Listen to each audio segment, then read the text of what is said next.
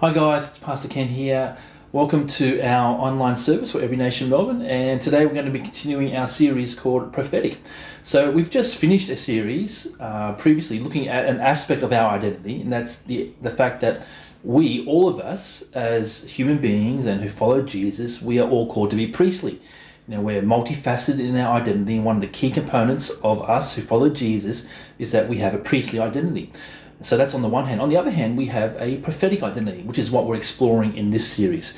So because human beings rebelled, God needs people, and he calls us once again as Christians, not just me as a pastor.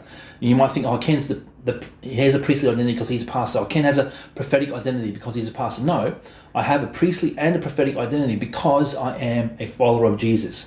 You have a priestly identity, you have a prophetic identity.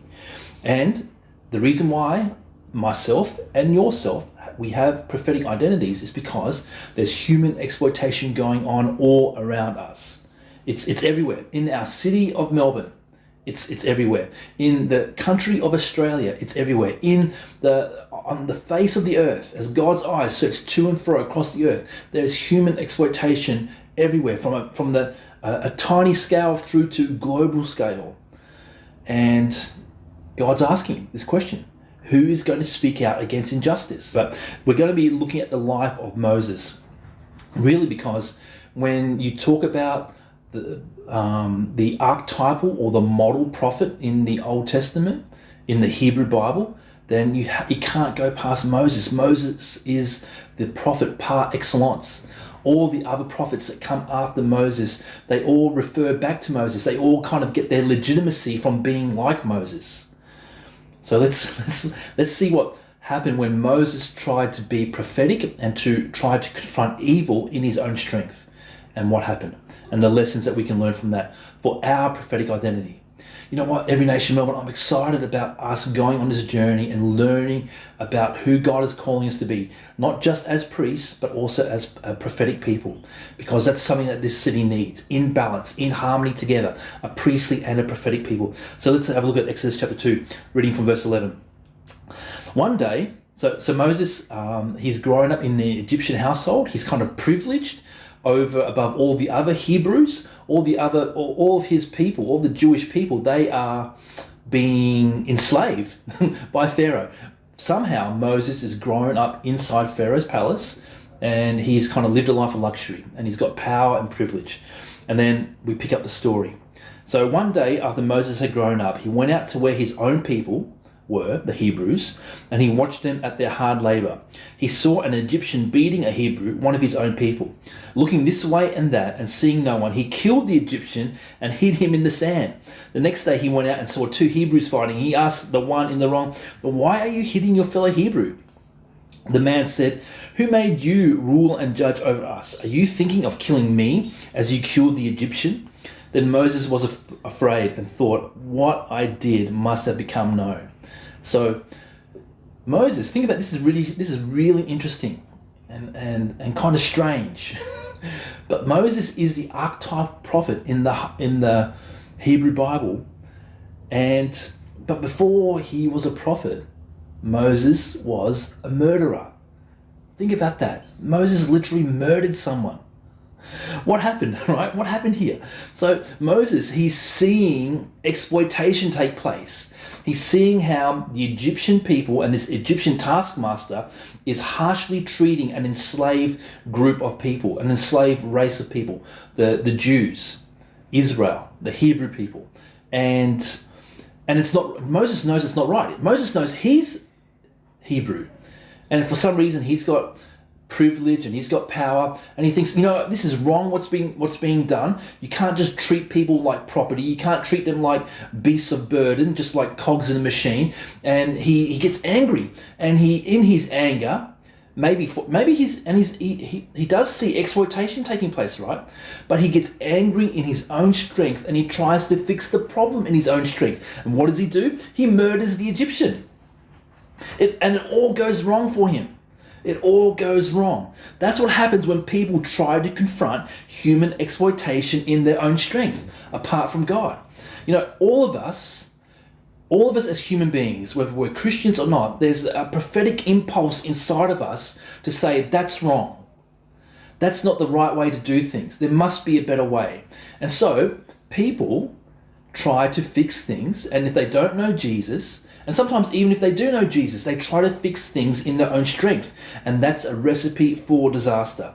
How many times have we seen it in human history when people who wanted to be the good guys, oh, here's a problem, here's some exploitation that's taking place, we're going to fix that problem, we're going to stop that exploitation. And in trying to do good, they become worse than the problem that they tried to fix. In trying to be the good guy, they actually become the new villain, the new evil guys. How many times do we see that in human? We see it all the time. You know, just off the top of my head, the French Revolution. There was a problem that was taking place. The aristocracy were being, callous to the needs of the rest of the people in France. But then, after the revolution, the French Revolution, there was like the reign of terror.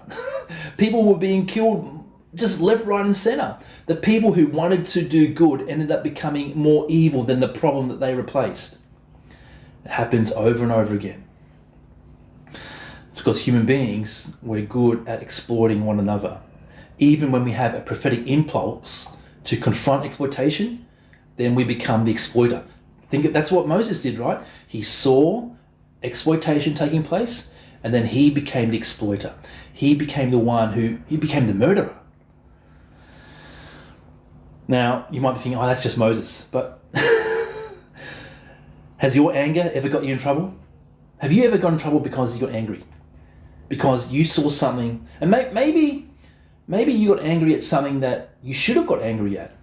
Maybe there was something that was unjust. Maybe there was something that was unfair. Maybe there was some exploitation taking place and it was happening against you or someone that you cared for, or just some random stranger. You said, no, that is wrong. And then in your anger, you're following that prophetic impulse, and in that anger, acting in your own strength, you actually made the problem worse. So all human beings have a prophetic impulse. Exploitation is wrong. The problem is when we do things in our own strength, we try to fix it, and then we actually make it worse. The prophetic impulse, but without an encounter with God, can be dangerous. It can make the problem much, much worse. But you know what? I look for this impulse, this prophetic impulse, this desire to say, that's wrong. There must be a better way. We've got to stop this exploitation. I look for this prophetic impulse in my friends who don't know Jesus, because that's something that I can latch onto and say, hey, I love how you feel passionate about the environment. I love how you feel passionate about climate change. I love how you feel passionate about social justice. I love how you feel passionate about the refugee issue. I love how you feel passionate about women's rights in Afghanistan. I love all of that stuff. But I want to say that what you're feeling is meant to be connected to an encounter with God. Because an encounter with God, connected with that prophetic impulse, that can change the world. But you just going off and trying to fix it in your own strength, that can make things even worse. So, just as a tip, when I'm looking to connect with people and tell them my story about who God is in my life, I look for that prophetic impulse in people. Human beings have it. We're very good at trying to squash it down, but every now and then it pops back out. And then I go, oh, I know what that is. I know what that desire for justice is. That's the prophetic impulse that God's given us. So I look for this impulse in my friends who don't know Jesus, and you should too. But Moses is the archetypal prophet. He starts off as a murderer. It's crazy, isn't it? However, God can redeem murderers, and I love that. I love that God can redeem murderers. If God can use Moses, he can use me. God can redeem Moses. And after Moses fails in his own strength, his life is changed forever. Let me jump ahead to Exodus chapter 3. So Moses, he knows he's been witnessed murdering someone. So he flees from Egypt. He flees the palace of Pharaoh. And he spends 40 years in the desert looking after sheep. And so 40 years after murdering someone, this encounter takes place. And so when the Lord saw that he had gone over to look, God called to him from within the bush, "Moses, Moses." And Moses said, "Here I am." "Do not come any closer," God said. "Take off your sandals, for the place where you are standing is holy ground." Then he said, "I am the God of your father, the God of Abraham, the God of Isaac, and the God of Jacob." At this, Moses hid his face because he was afraid to look at God. The Lord said, "I have indeed seen the misery of my people in Egypt. I have heard them crying out because of their slave drivers, and I am concerned about their suffering. So I have come down to rescue them from the hand of the Egyptians and to bring them up out of that land into a good and spacious land, a land flowing with milk and honey." That's verse 8. Jumping ahead to verse 13. Moses said to God, "Suppose I go to the Israelites and say to them, 'The God of your fathers has sent me to you,' and they ask me, 'What is his name?' Then what shall I tell them?" God said to Moses, "I am who I am.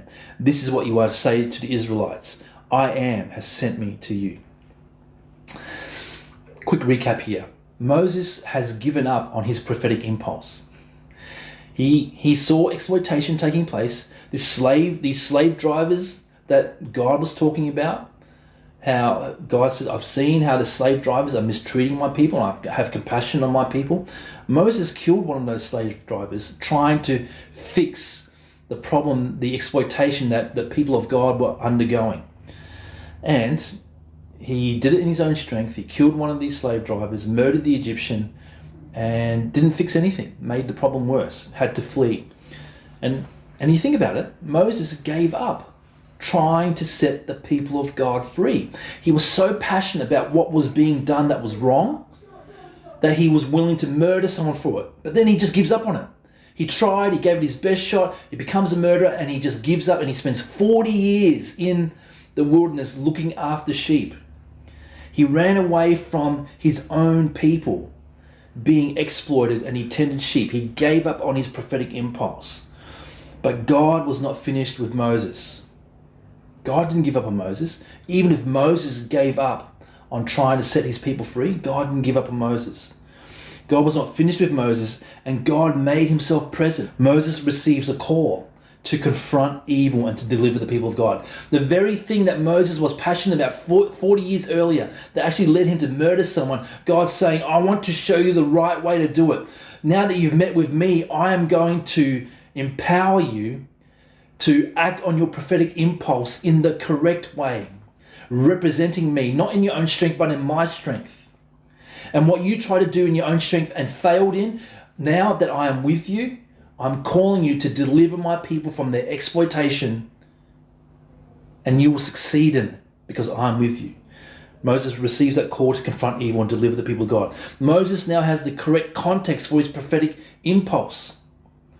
That's why I look at people and I see what they're passionate about. I see how they're passionate about these injustices and things need to be made right, and they're going about it the wrong way. And I know it in my head. Okay, if I want to show you who Jesus is, because Jesus and his Spirit, the power of the Holy Spirit flowing in you and out of you, connected with this prophetic impulse to fix things that are broken and to stop human exploitation.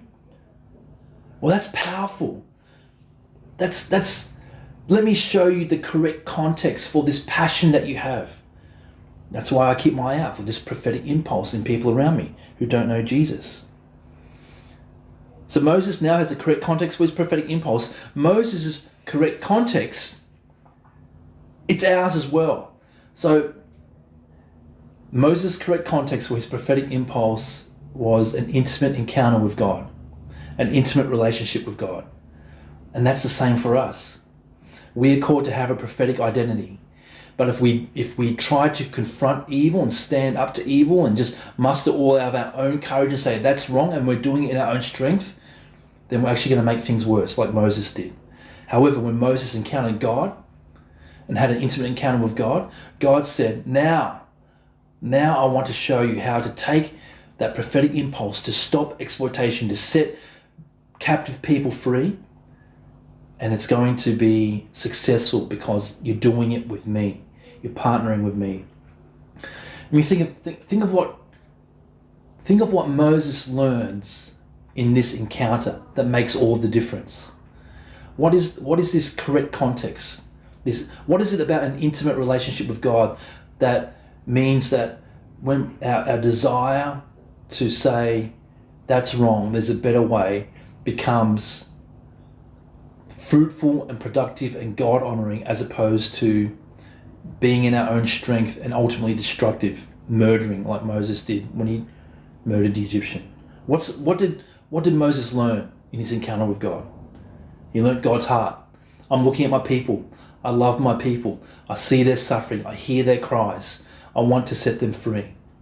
He learned that God's not hard-hearted to the things that we're going through. God's not hard-hearted to the environmental situation. God's not hard-hearted to the refugee situation. He knows what's going on. He's listening. God's not hard-hearted to the orphans. God's not hard-hearted to the homeless. He's not judging them, just like we so often want to judge people. Say, oh, it's your fault that you're going through this. It's your fault you've got a mental illness. It's your fault that you've got a substance abuse issue. God's not doing that. He's looking at them with compassion. So what did Moses learn? He learned God's heart for those who are suffering and being exploited. And he also learned the name of God. God's heart and God's name. It makes all of the difference when it comes to the prophetic impulse in humans. And God's heart and God's name connected with our prophetic impulse to confront what's wrong gives us the prophetic identity we are meant to have as the people of God. God's heart, God's name, an intimate encounter with God is the foundation for our prophetic identity. So, just as we wrap up here, let's put this all together. What's this all about? Why is this important, Ken? Maybe you felt the prophetic impulse. Have you ever gotten angry at something that wasn't right? Maybe you've seen injustice. Maybe you've seen someone being bullied at work. Maybe you've seen someone just being treated in a dehumanized way, and you go, that's wrong. That shouldn't be like that. And maybe you've gotten angry.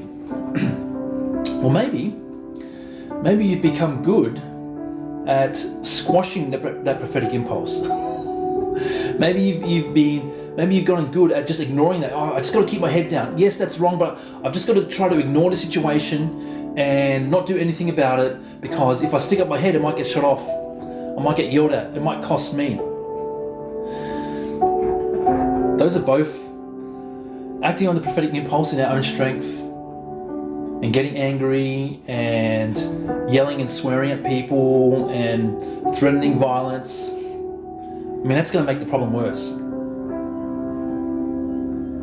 But so is ignoring the problem. Both of those are not who we're called to be as God's prophetic people. Maybe you felt the prophetic impulse, maybe you've seen injustice, maybe you've gotten angry. And maybe you've acted on it in your own strength like Moses did the first time around. For Moses, I mean, he was drastic, he murdered a guy. Moses failed the first time around. And then he tried to forget that he even gave it a shot in the first place. Maybe you've tried to forget the prophetic impulse. Maybe you tried to do something in your own strength and it went badly because you didn't do it with God, and you thought, oh, well, I'm just going to forget about it. I'm not going to risk it anymore. Maybe you've tried to forget the prophetic impulse. Maybe you failed. Maybe you made things worse and now you just want to forget about it and just, you know what? I'm just going to be like Moses and spend 40 years just tending the sheep. I'll try to get a bigger herd, bigger flock next year, try to get, make more money and build a, bigger tent for me to live in and all that kind of stuff. And I'll just focus on me now. I gave it a shot. Yes, I did it with my own strength, but it went badly, so I'm just not going to try anymore. Next time I see something that's going wrong, I'm just going to keep my mouth shut. Maybe you tried to forget the prophetic impulse like Moses did. But I wonder, and you know what? I more than wonder, I think this is what's happening. I think, and let me tell you why what I'm about to say, I think is happening. Because there's something that this city needs. There's something that your workplace needs, something that your neighbours need, something that the city of Melbourne, the state of Victoria, the country of Australia needs is a prophetic people.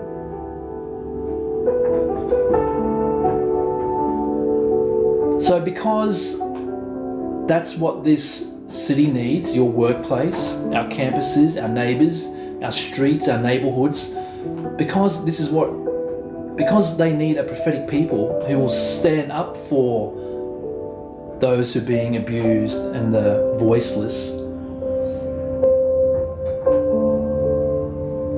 I want to suggest that maybe God's calling you. Maybe God's calling to you. And maybe He's not directly right in front of you. Maybe He's off to the side like a burning bush and He's trying to grab your attention. And it's up to you whether you will look at that burning bush and go, you know what? I want to go check this out. I want to see what's happening here. Maybe God is calling to you. Maybe God is wanting to direct you. Moses lost all direction. He gave it a shot. He tried to change the world. He failed and then he just gave up. But maybe God is calling to you and He's wanting to direct you. Maybe God is wanting, you know what? I know more than maybe. God is wanting to reveal His heart and His name to you. God's wanting to say, you know that person who's been bullied at work, you know, I see the hurt that they're going through. I want to help them. I want to help them through you. Those neighbours that are having a difficulty in their marriage, I know how much pain that they're going through, and I hear them. They're crying out and they don't even know if I'm real, but I want to show them that I'm real through you, because I want to send you to them to help them with what they're going through. Maybe God is wanting to reveal His heart for you and for your neighbours. He's wanting to reveal His heart to you, and also He's wanting to reveal His name. Moses says, who shall I say sent me? And God says, I am Yahweh. Wouldn't it be cool? Wouldn't it be something to give thanks to God our Father for, if He would send us to people who are hurt and broken and being exploited, and they're saying, who sent you? Why are you standing up for me? Why are you advocating for me? Why are you being a voice for me and saying that what's happening to me is wrong? Why are you encouraging me in this time? Who sent you? And wouldn't it be just all worth what we've been through to say, Jesus sent me. Jesus has given me a prophetic identity. Jesus is the one that's shown me how to stand up and have courage and say, hey, what's happening to this person is wrong. That's who sent me, Jesus.